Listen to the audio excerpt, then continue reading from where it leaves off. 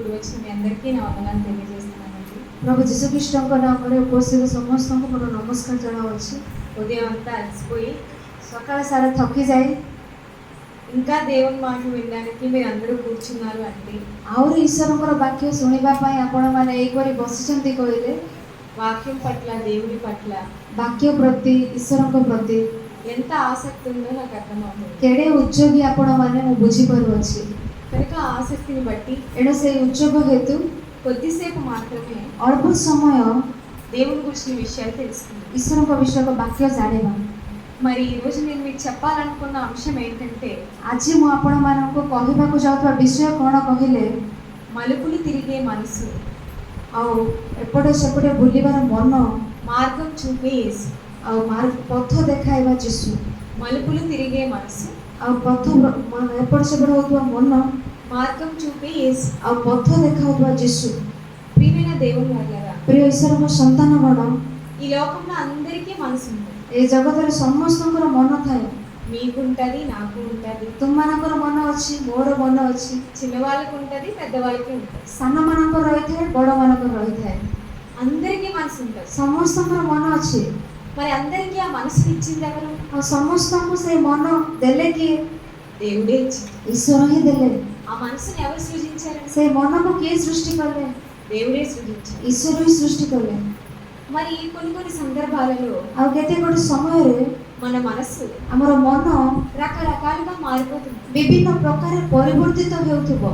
అప్పుడే ఆనందంగా ఉంటాం, ସେତେବେଳେ ଆନନ୍ଦରେ ରହିଥାଉ, అప్పుడే బాధపడతాం, ସଙ୍ଗେ ସଙ୍ଗେ ଦୁଃଖ କରିଥାଉ, అప్పుడే ఏడుస్తుంది, ସେତେବେଳେ କାନ୍ଦିଥାଉ, అప్పుడే సంతోషంగా, ସେତେବେଳେ ଆନନ୍ଦରେ ରହିଥାଉ, అప్పుడే కోపడుతుంది, ସେତେବେଳେ ରାଗି ଯାଇଥାଉ, అప్పుడే ఇంకొకరి మీద చిరాకు పడుతుంది. ସେତେବେଳେ ଅନ୍ୟ ଉପରେ ବିରକ୍ତ ହୋଇଯାଇଥାଉ।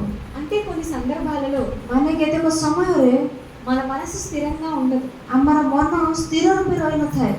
ఒక్కొక్కసారి ఒక్కొక్కలా ఉంటుంది, ବେଳେ ବେଳେ ଗୋଟିଏ ଗୋଟିଏ ପ୍ରକାର ରହିଥାଏ, ఒక్కొక్క రకంగా మారిపోతుంటారు, ଗୋଟିଏ ଗୋଟିଏ ପ୍ରକାର ପରିବର୍ତ୍ତିତ ହୋଇଯାଉଥାଏ ମନ। ఇప్పుడే నవ్వుతూ మాట్లాడాడండి అంటారు, ଏବେ ହସି ହସି କଥା ହେଲେ କହିଥାନ୍ତି, అప్పుడే కోపడిపోతున్నాడండి అంటారు. ସେତେବେଳେ ରାଗି ଯାଉଛନ୍ତି କହିଥାନ୍ତି। అదేంటండి ఇప్పుడే కదండి ఎంతో కోపం చూపించాడు అంటారు. ଏହା କ'ଣ ଏବେ କେତେ ରାଗିଗଲେ, మరి ఇప్పుడే నవ్వేస్తున్నాడు ఏంటండి ଆଉ అంటారు. ଥରେ ହସୁଛନ୍ତି କ'ଣ କହୁଥାନ୍ତି। అబ్బా గంటకు ఒకలాగా ఉంటారండి, ହଁ, ଘଣ୍ଟାକୁ ଗୋଟିଏ ପ୍ରକାର ଏମାନେ ରୁହନ୍ତି, వీళ్ళని అర్థం చేసుకోవడం మన తరం కాదండి అంటారు. ଏମାନଙ୍କୁ ବୁଝିବାର ଆମ ଦ୍ୱାରା ହେବ ନାହିଁ କୁହନ୍ତି। అంటే ମାନେ దేవుడు మనకి ఇచ్చిన ఈ మనసు ଈଶ୍ୱର ଆମମାନଙ୍କୁ ଦେଇଥିବା ଏହି ମନ రకరకాలుగా మారిపోతుంది. ବିଭିନ୍ନ ପ୍ରକାର ପରିବର୍ତ୍ତିତ ହୋଇଯାଉଛି। దాన్ని ఏమంటారంటే ତାହାକୁ କ'ଣ କୁହନ୍ତି କହିଲେ మూడ్ స్వింగ్స్ అంటారు.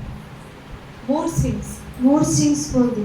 అంటే ମାନେ మన యొక్క మూడ్ అనేది ଆମଙ୍କର ମୁଡ୍ ହେଉଛି చేంజ్ అవుతూ ఉంటుంది. ଆଉ ଚେଞ୍ଜ ହେଉଥିବ। మన ఎమోషన్స్ ଆମର ଇମୋସନ୍ସ ఎప్పుడు ఒకలాగే ఉండవు, ସର୍ବଦା ଗୋଟେ ପ୍ରକାର ରହିନଥାଏ, చేంజ్ అయిపోతాయి. ଚେଞ୍ଜ ହେଇଯାଉଥିବ। మనం అనుకుంటాం ଆମେ ଭାବିଥାଉ చాలా మంచిగా అందరితో ఉండాలనుకుంటాం, ଭଲରେ ସମସ୍ତଙ୍କ ପାଇଁ ରହିବା ପାଇଁ ଇଚ୍ଛା କରିଥାଉ, కానీ కొన్ని సందర్భాల్లో మనకు కోపం వస్తుంది. କିନ୍ତୁ କେତେକ ଘଟଣାରେ ଆମେ ରାଗି ଯାଇଥାଉ। అప్పుడు మనం ఏమనుకుంటాం? ସେତେବେଳେ ଆମେ କ'ଣ ଭାବିଥାଉ? మన కోపం అంతా చల్లారిపోయాక ଆମ କ୍ରୋଧ ସବୁ ଶାନ୍ତ ହେବା ପରେ మనం ఏమనుకుంటాం? ଆମେ କ'ଣ ଭାବିଥାଉ? అయ్యో ଆୟ మొన్నే కదా నేను కోపపడ్డా అనుకున్నాను, ଆଉ ଗତକାଲି ମୁଁ ରାଗିବି ନାହିଁ ଭାବିଥିଲି, మళ్ళీ ఇప్పుడు ఎందుకు కోపపడ్డాను? ଆଉ ଥରେ ମୁଁ କାହିଁକି ରାଗିଗଲି? ఎవరైనా గట్టిగా తిట్టేసామనుకో, କାହାକୁ ହେଲେ ଜୋରରେ ଗାଳି କରିଦେଲେ, తిట్టేటప్పుడు మనకి ఏమనిపించదు, ଗାଳି କଲା ବେଳେ ଆମେ କିଛି ଭାବିନଥାଉ, ఆ తర్వాత ତାପରେ మనకి చిన్న బాధ వస్తుంది. ଆମକୁ ଛୋଟ କଷ୍ଟ ଲାଗୁଥାଏ। అయ్యో ఎందుకు తిట్టాను, ଆୟ କାହିଁକି ଗାଳି ଦେଲି, ఇంత చిన్నదానికి అవతల వాళ్ళని నేను ఎందుకు అలా అన్నాను. ଏତେ ଛୋଟ ବିଷୟକୁ ଅନ୍ୟ ଲୋକଙ୍କୁ ମୁଁ କାହିଁକି ସେଭଳି କହିଲି। అంటే ఆ సమయంలో మన మూడ్ ఏమైపోయింది? ମାନେ ସେଇ ସମୟରେ ଆମମାନଙ୍କର ମୁଡ୍ କ'ଣ ହୋଇଗଲା? చేంజ్ అవుతూ వచ్చింది, ଚେଞ୍ଜ ହୋଇ ହୋଇ ଆସିଛି, అంటే మలుపులు తిరుగుతూ వచ్చింది. ମାନେ ପରିବର୍ତ୍ତିତ ହୋଇ ହୋଇ ଆସୁଛି। దాన్నే మూడ్ స్వింగ్స్ అంటారు. ତାହାକୁ ହିଁ ମୁଡ୍ ଚେଞ୍ଜ କୁହନ୍ତି। అంటే మన మూడ్ అనేది మారిపోతూ ఉంటది. ମାନେ ଆମର ମୁଡ୍ ପରିବର୍ତ୍ତିତ ହୋଇଯାଉଥିବ। ఒక్కసారి ఒకేసారి కోపడిపోతాం, ଗୋଟିଏ ଥର రాగి ଯାଇଥାଉ, ఒకసారి ఎక్కువ ప్రేమ చూపించేస్తాం. ଅଧିକ ଥର ପ୍ରେମ ଦେଖେଇ ଦେଇଥାଉ। అంటే ఎప్పుడు ఎలా ప్రవర్తించాలో మనకు అర్థం కావట్లేదు. ମାନେ କେତେବେଳେ କେଉଁଭଳି ଆଚରଣ କରିବାର ଅଛି ଆମେ ବୁଝୁନାହୁଁ। మన ఎమోషన్స్ ని, మన మూడ్ ని మనం ఎలా కంట్రోల్ చేసుకోవాలో మనకు కొన్ని సందర్భాల్లో చేసుకోవాలో అర్థం కాదు. ଆମମାନଙ୍କର ଇମୋସନ୍ସ କୁ ଆମର మూడ్ କୁ କିଭଳି କଣ୍ଟ୍ରୋଲ କରିବାର ଅଛି ବେଳେ ବେଳେ ଆମେ ବୁଝି ନଥାଉ। ఎవరిని తిట్టకూడదు అనుకుంటాం, తిట్టేస్తాం. କାହାକୁ ଗାଳି ଦେବା ନାହିଁ ମନେ କରିଥାଉ, ଗାଳି ଦେଇଥାଉ। ఎవరి మీద కోపం చూపించకూడదు అనుకుంటాం, చూపిస్తాం. କାହା ଉପରେ ରାଗିବା ନାହିଁ କହିଥାଉ, ରାଗି ଯାଇଥାଉ। అంటే అప్పుడు అంటాం మనం, ସେତେବେଳେ ଆମେ କହିଥାଉ ఎందుకోనండి అప్పుడు నేను కోపం ఆపుకోలేకపోయాను. କାହିଁକି ନା ସେଦିନ ମୁଁ କୋପକୁ ରଖିପାରିଲେ ନାହିଁ କହିଥାଉ। అంటే మనల్ని మనమే కంట్రోల్ చేసుకోలేకపోతున్నాం. ମାନେ ଆମେ ନିଜ ନିଜକୁ ହିଁ କଣ୍ଟ୍ରୋଲ କରିପାରୁନାହୁଁ। చాలా సందర్భాల్లో ଅନେକ ସମୟରେ లేడీస్ కి ଆଉ ସ୍ତ୍ରୀ ମାନଙ୍କୁ నెలసరి వచ్చినప్పుడు ଆଉ ମାସରେ ଋତୁକ୍ରମ ଆସିଲା ବେଳେ మూడ్ స్వింగ్స్ అనేవి వస్తాయి. ଆଉ ମୁଡ୍ ସାଇନ୍ସ ଦେଖାଯାଏ। అంటే అప్పుడు చిరాగ్గా, ସେତେବେଳେ ବିରକ୍ତ ରୂପେ కోపంగా, ଆଉ କ୍ରୋଧ ରୂପେ ఎవరైనా ఏదైనా అంటున్నా విపరీతమైన ఆవేశం వచ్చేస్తుంది. କିଏ କଣ କହିଲେ ବି ରାଗି ଯାଉଥିବେ। అలాగే పురుషులు కూడా ସେଇଭଳି పురుଷମାନେ ମଧ୍ୟ ఉదయం అంతా ఉద్యోగం చేసి, ସକାଳ ସାରା ଚାକିରି କରି, ఉదయం అంతా పాపం కష్టపడి, ସକାଳ ସାରା ପରିଶ୍ରମ କରି రాత్రి ఇంటికి వస్తారు కదా, ରାତିରେ ଘରକୁ ଆସିବେ ନା, అప్పుడు వాళ్ళు ఎలా ఉంటారు? ସେତେବେଳେ ସେମାନେ କେମିତି ଥିବେ? చిరాగ్గా, ବିରକ୍ତ ରୂପେ ଥିବେ। ఏదైనా చిన్న మాట మాట్లాడడం ଛୋଟ କଥା କହିଲେ కస్సు నరుస్తుంటారు. ରାଗି ଯାଉଥିବେ। అంటే ମାନେ వాళ్ళ మూడు కూడా ఏమవుతుంది? ସେମାନଙ୍କର ମୁଡ୍ ମଧ୍ୟ କଣ ହଉଛି? మారిపోతూ ఉంటుంది. ପରିବର୍ତ୍ତିତ ହେଇଯାଉଛି। అంటే ମାନେ మన ఎమోషన్స్, ଆମର ଇମୋସନ୍ସ, మన భావాలు, ଆମର ଭାବ ଗୁଡ଼ିକ బాధపడినప్పుడు గానీ, ଦୁଃଖ కଲା ବେଳେ ହେଉ, సంతోషపడినప్పుడు గానీ, ଆନନ୍ଦରେ ଥିଲା ବେଳେ ହେଉ, మనకి కోపం వచ్చినప్పుడు ଆମେ కానీ, ରାଗିଗଲା ବେଳେ ହେଉ, వీటన్నింటినీ మనం ఏం చేస్తున్నామంటే ଏଇ ସବୁକୁ ଆମେ କଣ କରୁଛୁ କହିଲେ? కంట్రోల్ చేసుకోలేక. କଣ୍ଟ୍ରୋଲ କରିପାରୁନାହୁଁ। మరి కంట్రోల్ చేసుకోవాలంటే ఎలా? ଆଉ କଣ୍ଟ୍ରୋଲ କରିବାକୁ ହେଲେ କିପରି? ఒకరి మీద మనకి బాగా కోపం వచ్చేస్తుంది, ଜଣଙ୍କ ଉପରେ ଆମେ ଅଧିକ ରାଗି ଯାଉଛୁ, కానీ ఆ కోపాన్ని అవతల వారి మీద చూపించకుండా ఎలా ఉండాలి? କିନ୍ତୁ ସେ କ୍ରୋଧକୁ ଅନ୍ୟ ଉପରେ ନ ଦେଖାଇ କିପରି ଆମେ ରହିପାରିବା? ఎవరి మీద మనకి బాగా ద్వేషం వచ్చేస్తుంది, କାହା ଉପରେ ଆମେ ଅତି ଘୃଣା କରିଥାଉ, మరి వాళ్ళని మనం ద్వేషించకుండా ఎలా ఉండాలి? ଆଉ ସେମାନଙ୍କୁ ଆମେ ଘୃଣା ନ କରି କିପରି ରହିବା? అవి ఎవరిని చూసి నేర్చుకోవాలి? ଏଇ ସମସ୍ତ ବିଷୟ କାହାକୁ ଦେଖି ଶିକ୍ଷା କରିବା? ఎవరిని చూసి నేర్చుకోవాలి తెలుసా? କାହାକୁ ଦେଖି ଶିକ୍ଷା କରିବା ଜାଣିଛୁ? మనకి దేవుడు చూపించినటువంటి వ్యక్తి ఎవరో తెలుసా? ଆମମାନଙ୍କୁ ଈଶ୍ୱର ଦେଖାଇଥିବା ବ୍ୟକ୍ତି କିଏ ଜାଣିଛୁ? యేసుక్రీస్తు. ପ୍ରଭୁ ଯୀଶୁ ଖ୍ରୀଷ୍ଟ।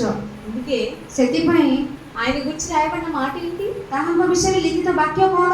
నేనే మార్గం, ମୁଁ ହିଁ పଥ, నేనే సత్యం, ମୁଁ ହିଁ ସତ୍ୟ, నేనే జీవం. ମୁଁ ହିଁ ଜୀବନ, అంటే నేనే మార్గం అన్నాడు. ମୁଁ ହିଁ ପଥ କହିଲେ। ఇప్పుడు మన మనసు చాలా సందర్భాల్లో చాలా విధాలుగా ఉంటుంది కదా. ଏବେ ଆମମାନଙ୍କର ମନ ଅନେକ ସମୟରେ ଅନେକ ପ୍ରକାର ରହିଥାଏ ନା। మరి ఇలాంటి మనసు ଆଉ ଏଇ ପ୍ରକାର ମନ ఎలా అణుచుకోవాలో କିପରି କଣ୍ଟ୍ରୋଲ କରିବାର ଅଛି? దానికి మార్గం చూపించింది ఎవరో తెలుసా? ତାହାଙ୍କୁ ପଥ ଦେଖାଇଲେ କିଏ ଜାଣିଛୁ? యేసుక్రీస్తు వారు. ପ୍ରଭୁ ଯୀଶୁ ଖ୍ରୀଷ୍ଟ। యేసుక్రీస్తు జీవితం మనం చూస్తే ପ୍ରଭୁ ଯୀଶୁ ଖ୍ରୀଷ୍ଟଙ୍କ ଜୀବନ ଆମେ ଦେଖିଲେ మనలాంటి శరీరమే కదండి, ଆମମାନଙ୍କ ପରି ଶରୀର ହିଁ ତାଙ୍କର, మనలాంటి కళ్ళే కదా, ଆମମାନଙ୍କର ଚକ୍ଷୁ ପରି, మనలాంటి నోరే కదా, ଆମମାନଙ୍କ ପରି ମୁଖ, మనలాంటి చెవులే కదా, ଆମମାନଙ୍କ ପରି କର୍ଣ୍ଣ, మనలాంటి మనసే కదా, ଆମମାନଙ୍କ పରି ମନ ହିଁ ତାଙ୍କର, అన్ని మనలాగే. ସବୁ ଆମମାନଙ୍କ ପରି, అంటే మనలాంటి శరీరమే ఆయనకుంది. ମାନେ ଆମମାନଙ୍କ ପରି ଶରୀର ତାହାଙ୍କର ଅଛି। ఇప్పుడు శరీరంలో ఉన్న మనకి ଏବେ ଏଇ ଶରୀରରେ ଥିବା ଆମକୁ కోపం వస్తుంది, କ୍ରୋଧ ଆସୁଛି କି? మరి ఆయనకు కూడా వస్తుంది కదా. ଆଉ ତାହାଙ୍କୁ ମଧ୍ୟ ଆସିବ।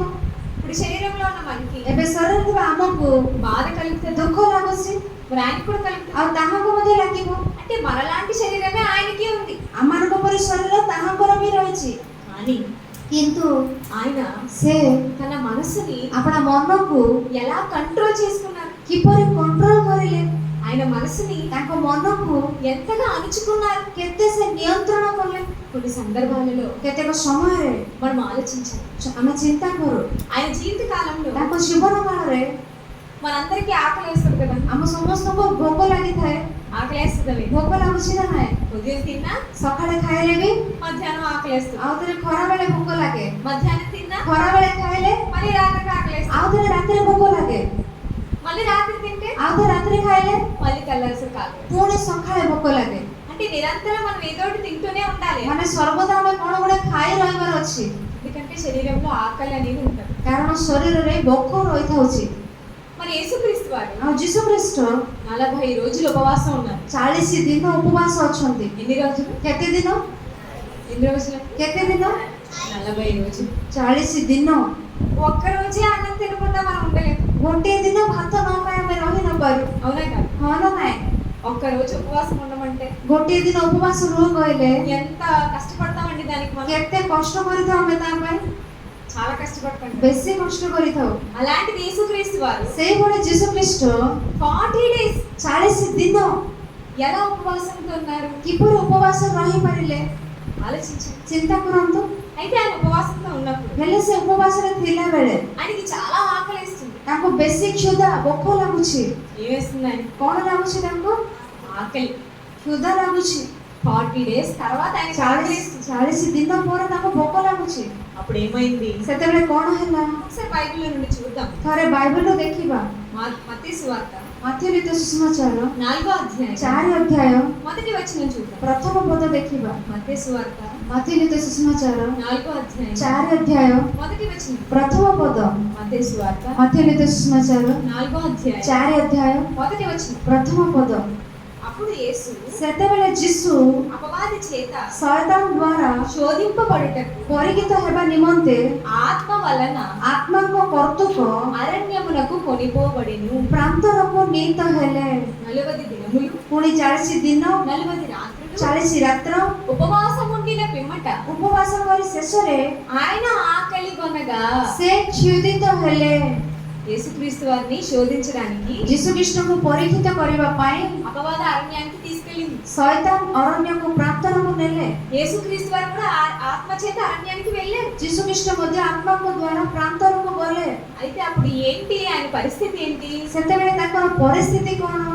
40 రోజులు ఉపవాసం ఉన్న తర్వాత 40 ଦିନ ଉପବାସ ରହିବା ପରେ ఆయనకు ఆకలేసినప్పుడు ତାଙ୍କୁ କ୍ଷୁଧିତ ହେଲା ବେଳେ ఆయన దగ్గరికి శోధకుడు వచ్చి ତାଙ୍କ ନିକଟକୁ ପରୀକ୍ଷକ ଆସି ఏమంటున్నాడు చూడండి. କଣ କହୁଛନ୍ତି ଦେଖନ୍ତୁ। 3వ వచనం. 3 ପଦ। ఆ శోధకుడు ଆଉ ପରୀକ୍ଷକ ఆయన ఎదురుకు వచ్చి ତାଙ୍କ ନିକଟକୁ ଆସି నీవు దేవుని కుమారుడవైతే ଯେବେ ତୁମେ ଈଶ୍ୱରଙ୍କ ପୁତ୍ର ఈ రాళ్ళు ତେବେ ଏହି ପଥର ଗୁଡାକ రొట్టెలగునట్లు ఆజ్ఞాపించుమనెను. ରୋଟି ହେବା ପାଇଁ ଆଜ୍ଞା ଦିଅ। అసలే యేసుక్రీస్తు వారికి ఆకలేస్తుంది. ପ୍ରକୃତରେ ଯୀଶୁ ଖ୍ରୀଷ୍ଟ କ୍ଷୁଧିତ ଅଛନ୍ତି। మనకు ఆకలేస్తున్నప్పుడు ଆମକୁ ଭୋକ ଲାଗିଲା ବେଳେ మన కళ్ళెదురుగా తినే పదార్థాలు ఉన్నాయనుకోండి, ଆମ ଚକ୍ଷୁ ସମ୍ମୁଖରେ ଖାଦ୍ୟ ଦ୍ରବ୍ୟ ଥିଲେ మనం ఏం చేస్తాం? ଆମେ ସଙ୍ଗେ କଣ କରିଥାଉ? తినాలనిపిస్తుందా లేదా? ଖାଇବା ପାଇଁ ଇଚ୍ଛା ହବ ନା ନାହିଁ? ఎందుకంటే బాగా ఆకలేస్తుంది. କାରଣ ବହୁତ କ୍ଷୁଧିତ ଅଛୁ। అప్పుడు అన్నం తినాలనిపిస్తుంది. ସେତେବେଳେ ଖାଇବାକୁ ଇଚ୍ଛା ହବ ନା ନାହିଁ? చాలా ఆకలేసినప్పుడు తినేస్తాం. ବେଶୀ ଭୋକ ଲାଗିଲା ବେଳେ ଖାଇ ଦେଇଥାଉ। మరి ఇక్కడ యేసుక్రీస్తు వారికి కూడా ఆకలేస్తుంది. ଏଠାରେ ଯୀଶୁ ମଧ୍ୟ କ୍ଷୁଧିତ ଅଟନ୍ତି। ఎందుకంటే మనలాంటి దేహమే కదా. କାରଣ ଆମମାନଙ୍କ ପରି ଶରୀର ତାହାଙ୍କର। అప్పుడు ఈ సాతాను ఏం చెప్తుంది? ସେତେବେଳେ ଶୈତାନ କଣ କହୁଛନ୍ତି? ఈ రాళ్ళు ଏଇ ରୋଟି ଏଇ పଥର ଗୁଡାକ రొట్టెలగునట్లు చేసుకొని తినమంటుంది. ରୋଟି ହେବା ପାଇଁ ଆଜ୍ଞା ଦେୟ କହୁଛନ୍ତି। అప్పుడు ఏమనిపిస్తుంది చెప్తాను? ସେତେବେଳେ କଣ ଲାଗିବ କୁହନ୍ତୁ? మనమే యేసుక్రీస్తు వారి స్థానంలో ఉంటే ଆମ୍ଭେମାନେ ଯୀଶୁଙ୍କ ସ୍ଥାନରେ ଥିଲେ లొంగిపోతామా లేదా? ଆମମାନେ ତା କଥା ଶୁଣିଦିବା ନା ନାହିଁ କୁହନ୍ତୁ? అబ్బా ఎంతవరకు నాకు ఈ ఐడియా అయినా రాలేదు. ଆଉ ଏପର୍ଯ୍ୟନ୍ତ ମତେ ଏଇ ଚିନ୍ତାଧାରା ଆସିନାହିଁ। అబ్బా నువ్వు వచ్చి ఇచ్చావు చాలా థ్యాంక్స్ అంటామా. ହଁ ଏଇ ଚିନ୍ତାଧାରା ଦେଲ ଧନ୍ୟବାଦ ଜଣାଇଥାଉ। కానీ యేసుక్రీస్తు వాళ్ళు అన్నారు, କିନ୍ତୁ ଯୀଶୁ ଖ୍ରୀଷ୍ଟ ସେପରି କହିଲେ କି అసలే ఆకలితో ఉన్న మనిషి దగ్గరికి వెళ్ళి ପ୍ରକୃତରେ ଭୋକରେ ଥିବା ମଣିଷ ନିକଟକୁ ଯାଇ ఆయన్ని ఎలాగైనా సరే ତାଙ୍କୁ ଯେମିତି ହେଲେ ମଧ୍ୟ దానికి లోపరుచుకోవాలని, ତାର ନିଜର କଥା ଶୁଣାଇବା ପାଇଁ దాని మాట యేసుక్రీస్తు వారు వినాలని ତାର କଥା ଯୀଶୁ ଖ୍ରୀଷ୍ଟ ଶୁଣିବେ କହି ఎలా శోధిస్తుందో చూసారు. କିପରି ପରୀକ୍ଷା କରୁଛି ଦେଖିଲ କି? ఆయన ఆకలితో ఉన్నాడు కనుక ସେ କ୍ଷୁଧିତ ଅଟନ୍ତି ସେଥିପାଇଁ అందుకే ఆయనకి ఆహార పదార్థం వైపు చూపిస్తుంది. ସେଥିପାଇଁ ତାଙ୍କୁ ଖାଦ୍ୟ ଦ୍ରବ୍ୟ ଦେଖାଉଛି। అప్పుడు యేసుక్రీస్తు ఏమన్నారు? ପ୍ରକୃତରେ ଯୀଶୁ ଖ୍ରୀଷ୍ଟ କଣ କହିଲେ? మనుష్యుడు ମନୁଷ୍ୟ రొట్టె వలన మాత్రమే కాదు కానీ ମନୁଷ୍ୟ ରୋଟି ଦ୍ୱାରା ନୁହେଁ କିନ୍ତୁ దేవుని నోట నుండి వచ్చి ప్రతి మాట వలన ଈଶ୍ୱରଙ୍କ ମୁଖରୁ ନିର୍ଗତ ପ୍ରତ୍ୟେକଟି ବାକ୍ୟ ଦ୍ୱାରା జీవించును. ବଞ୍ଚିବ। అంటే ఆయన మనసును ఎంత అర్చుకున్నాడు. ମାନେ ତାଙ୍କ ମନକୁ ସେ କେତେ ନମ୍ର କଲେ। ఒక రోజు 2 రోజులు కాదు ఉపవాసం, ଉପବାସ ଗୋଟେ ଦିନ 2 ଦିନ ନୁହେଁ 40 రోజులు 40 ଦିନ। అలా ఆ దినాలన్నీ అయిపోయి ఆకలేసింది ఆయన. ଆଉ ସେ ଦିନ ସବୁ ଶେଷ ହେବା ପରେ ଭୋକ ଲାଗିଲା। అలాంటి టైంలో ସେହିପରି ସମୟରେ ఆయనకి ఏం ఆశ చూపించింది? ତାଙ୍କୁ କଣ ଲୋଭ ଦେଖାଇଲା? ఈ రాళ్ళు రొట్టెలు అవుతాయి కదా. ଏଇ ପଥର ଗୁଡିକ ରୋଟି ହେବ ନା? రొట్టెలు అనేసరికి ରୋଟି କହିବାରୁ ఆకలితో ఉన్న మనిషికి ଭୋକରେ ଥିବା ମଣିଷକୁ ఏమనిపిస్తుంది? କଣ ଲାଗିବ କୁହନ୍ତୁ? తినాలనిపిస్తుంది. ଖାଇବା ପାଇଁ ଇଚ୍ଛା ହବ ନା ନାହିଁ? అప్పుడప్పుడు మనకి ఫీవర్ వస్తుంటుంది. ବେଳେ ବେଳେ ଆମମାନଙ୍କୁ ଜ୍ୱର ଆସୁଥାଏ। అప్పుడు డాక్టర్ ఏం చెప్తారు? ସେତେବେଳେ ଡକ୍ଟର କଣ କୁହନ୍ତି? చికెన్ తినద్దంట ଚିକେନ ଖାଅ ନାହିଁ କୁହନ୍ତି। అంటారా లేదా? କହିବେ ନା ନାହିଁ? ఎందుకంటే ఫీవర్ ఎక్కువైపోతుంది. କାରଣ ଜ୍ୱର ବଢିଯିବ। అయితే మనం ఏం చేస్తాం? ହେଲେ ଆମେ କଣ କରିଥାଉ? ఏదైతే డాక్టర్ తినద్దన్నారో ଯାହା ହେଲେ ଡକ୍ଟର ମନା କଲେ అదే తినాలనిపిస్తుంది. ତାହା ହିଁ ଖାଇବା ପାଇଁ ଇଚ୍ଛା ହୁଏ।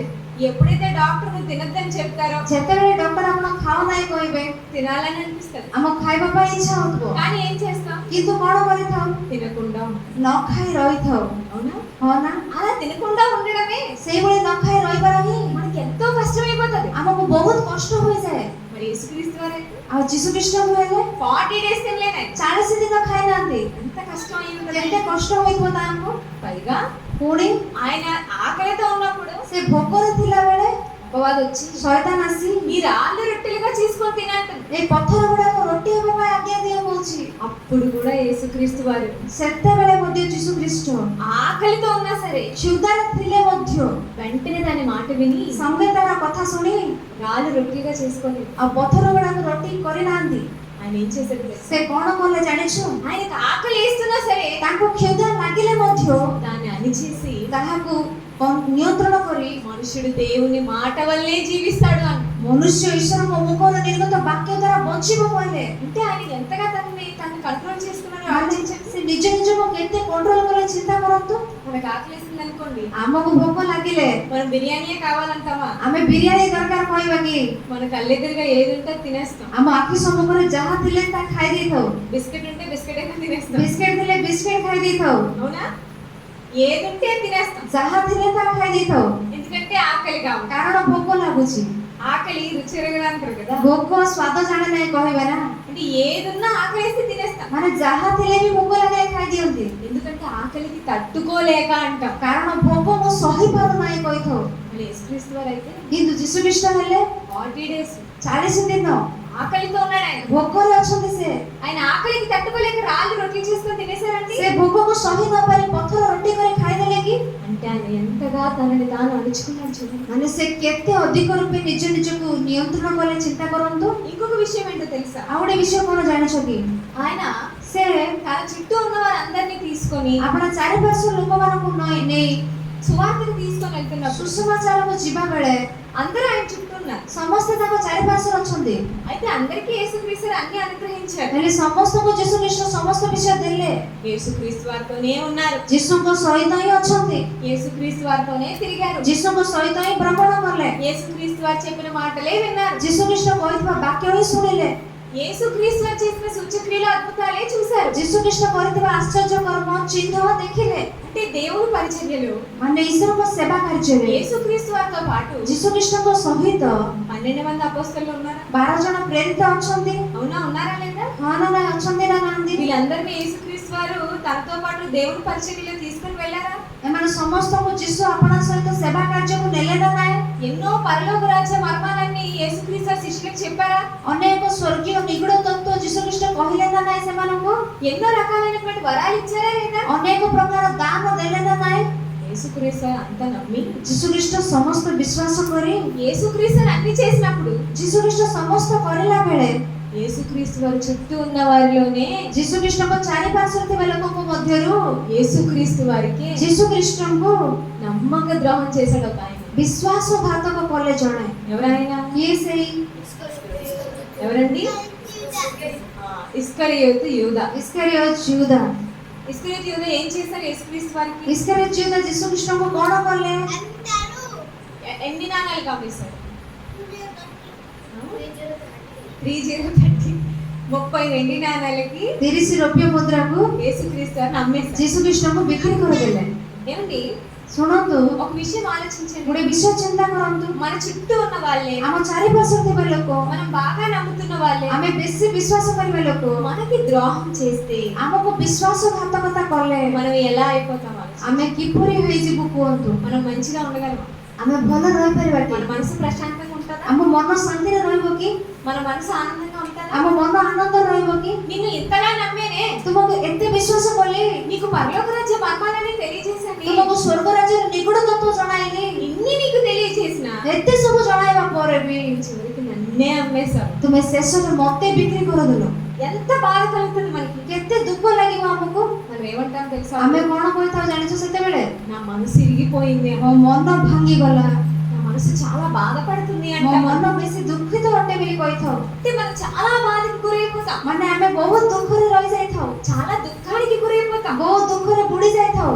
కానీ কিন্তু యేసుక్రీస్తు వారు మాత్రం ଯୀଶୁ ଖ୍ରୀଷ୍ଟ ఎవరైతే ఆయన అప్పగిస్తారో, ଯେଉଁ ଯିଏ ହେଲେ ତାଙ୍କୁ ସମର୍ପିତ କରିବେ, ఏ వ్యక్తి అయితే 30 వెండి నాణాలకు యేసుక్రీస్తు వారిని అమ్మేస్తాడో, ଯେଉଁ ବ୍ୟକ୍ତି ହେଲେ ଯୀଶୁ ଖ୍ରୀଷ୍ଟଙ୍କୁ 30 ରୌପ୍ୟ ମୁଦ୍ରାରେ ବିକ୍ରି କରିଦେବେ, ఆ వ్యక్తి నమ్ముతానని తెలుసా తెలీదా ఆయనకు ముందు? ଆଉ ସେଇ ବ୍ୟକ୍ତି ହିଁ ତାଙ୍କୁ ବିକ୍ରି କରିବେ ବୋଲି ଯୀଶୁଙ୍କୁ ପୂର୍ବରୁ ଜଣା ତ ନାହିଁ, తెలిసినా సరే, ଜାଣିଥିଲେ ମଧ୍ୟ నాకు నమ్మక ద్రోహం చేస్తాడని ఆయనకు తెలిసినా సరే, ମୋର ବିଶ୍ୱାସଘାତକ କରିବ ବୋଲି ସେ ଜାଣିଥିଲେ ମଧ୍ୟ ఆయన ఏమన్నాడు తెలుసా ସେ అతనితో? କଣ କହିଲେ ଜାଣିଛ ତାହାଙ୍କୁ? ఆయన ఏమని పిలిచాడో తెలుసా అతన్ని? ସେ ତାଙ୍କୁ କଣ ସମ୍ବୋଧନ କଲେ ଜାଣିଛ କି?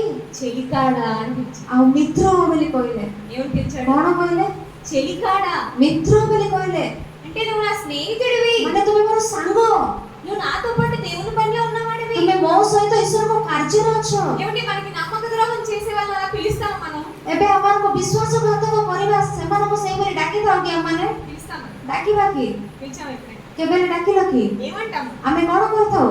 నువ్వు నాకు నమ్మక ద్రోహం చేశావు అంటూ. ତୁମେ ମୋର ବିଶ୍ୱାସଘାତକ କଲ କହିଥାଉ। నువ్వు నన్ను ఎంతగానో నేను నిన్ను ఎంతగానో నమ్మితే ମୁଁ ତୁମକୁ ଅଧିକ ରୂପେ ବିଶ୍ୱାସ କଲେ ఇదేనా నువ్వు నా పట్ల చూపించిన కృతజ్ఞత అంటాం. ଏହା କି ତୁମେ ମୋ ପ୍ରତି ଦେଖାଇଥିବା କୃତଜ୍ଞତା କହିଥାଉ। ఎంతో బాధపడిపోతామండి ଅନେକ ଦୁଃଖରେ ଦୁଃଖିତ ହୋଇଥାଉ। కొన్ని సందర్భాల్లో. କେତେକ ସମୟରେ కొట్టే వాళ్ళు కూడా ఉంటారు ପିଟିବା ଲୋକ ବି ଅଛନ୍ତି। కొన్ని సందర్భాల్లో. କେତେକ ସମୟରେ మనకి నమ్మక ద్రోహం చేసినందుకు ଆମକୁ ବିଶ୍ୱାସଘାତକ କରିଥିବାରୁ వాళ్ళకి కూడా కీడు చేయాలనుకున్న వాళ్ళు ఉంటారు. ଆଉ ସେମାନଙ୍କୁ ମଧ୍ୟ ଅନିଷ୍ଟ କରିବା ଲୋକ ଅଛନ୍ତି। కానీ యేసుక్రీస్తు అలా చేశారండి. କିନ୍ତୁ ଯୀଶୁଖ୍ରୀଷ୍ଟ ସେଇଭଳି କଲେ କି?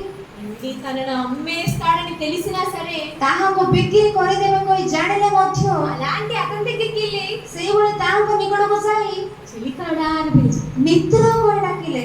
అంటే ମାନେ ఆయన ఏదో నాకు ద్రోహం చేశాడని ସେ ମୋର କୌଣସି ବିଶ୍ୱାସଘାତକ କଲା ବୋଲି యేసుక్రీస్తు వెంటనే కోపం పెంచేసుకోలేదు. ଯୀଶୁଖ୍ରୀଷ୍ଟ ସାଙ୍ଗେ ସାଙ୍ଗେ କୋପ ରଖିନଥିଲେ, వెంటనే అతని మీద ద్వేషం పెంచేసుకోలేదు. ସାଙ୍ଗେ ସାଙ୍ଗେ ତାଙ୍କ ପ୍ରତି ଘୃଣା କଲେ ନାହିଁ, లేదా అతని మీద దాడి చేయలేదు. ନଚେତ୍ ତାଙ୍କ ଉପରେ ଆକ୍ରମଣ କଲେ ନାହିଁ, తిరిగి ప్రేమను చూపించాడు. ଫେରି ପ୍ରେମ ଦେଖାଇଲେ। అంటే ମାନେ ఆయనకి బాధ కలుగుతున్నా ତାଙ୍କ ଦୁଃଖ ଆସୁଥିଲେ ମଧ୍ୟ ఆ బాధకి ఎదుటి వారికి బాధ పెట్టాలనుకోలేదు ఆయన. ସେଇ ଦୁଃଖରେ ସେ ଅନ୍ୟକୁ ଦୁଃଖ ଦେବେ ଭାବି ନାହାନ୍ତି। ఆ బాధను అణుచుకొని ସେଇ ଦୁଃଖକୁ ରୋକି తనని అమ్మేశాడని తెలిసినా సరే, ଆପଣଙ୍କୁ ବିକ୍ରି କରିଦେବେ କହି ଜାଣିଲେ ମଧ୍ୟ అలాంటి వ్యక్తిని కూడా ప్రేమగా చూశాడు. ସେଇପରି ବ୍ୟକ୍ତିଙ୍କୁ ମଧ୍ୟ ପ୍ରେମରେ ଦେଖିଲେ। అంటే ఆయన బాధను ఎంతగా అణుచుకున్నాడు, ମାନେ ତାଙ୍କେ ଦୁଃଖକୁ କେତେ ସେ ରୋକିଲେ, ఆయన మనసుని ఎంత కంట్రోల్ చేసుకున్నాడు చూడండి. ତାଙ୍କ ମନକୁ କେତେ ନିୟନ୍ତ୍ରଣ କଲେ ଦେଖନ୍ତୁ। ఆకలితో ఉన్నా, କ୍ଷୁଧାରେ ଥିଲେ ବି, అపవాది ఎన్నో ఆశలు చూపిస్తున్నా, ସୈତାନ ଅନେକ ଅଭିଳାଷ ଦେଖାଇଲେ ବି తన మనసును దానికి లొంగిపోలేదు.